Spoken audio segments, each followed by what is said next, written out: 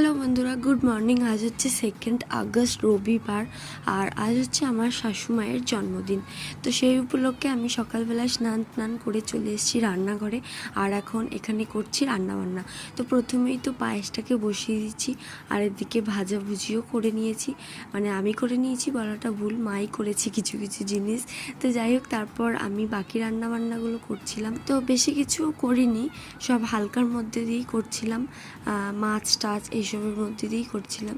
তো চলো, এরমভাবেই সমস্ত রান্নাবান্না হয়ে গেল। আর এখানে মাকে সুন্দর করে সাজিয়েও দিয়েছি।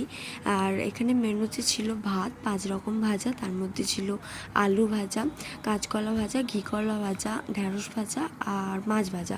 আর এদিকে ছিল পায়েস, ডাল, পোস্ত, মাছের কালিয়া, দই, আর ছিল মিষ্টি, আর ছিল পাঁপড়।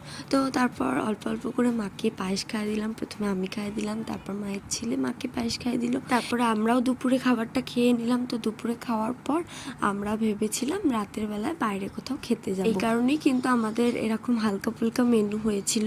তো যাই হোক, সে বিকাল থেকে এত বৃষ্টি শুরু হয়েছে, আর ওয়েদারটাও খুব একটা ভালো ছিল না। তারপর বাবারও শরীরটা বললো যে আমি আর বাইরে খেতে যেতে ভালো লাগছে না।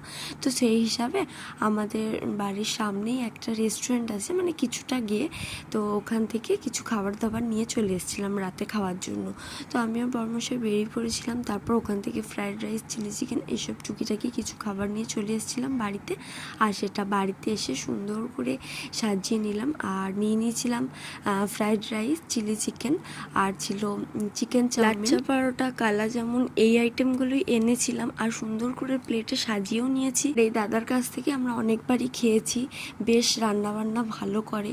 তো ওই জন্যই দেখলাম বাড়ির কাছে গিয়ে আর ফালতু ফালতু বাইরে গিয়ে লাভ নেই, ওখান থেকে অর্ডার করে নিয়ে চলে আসি। আর শেষে লাহোরি জিরা খেয়ে আজকের ব্লগ এখানেই শেষ করলাম। বাই।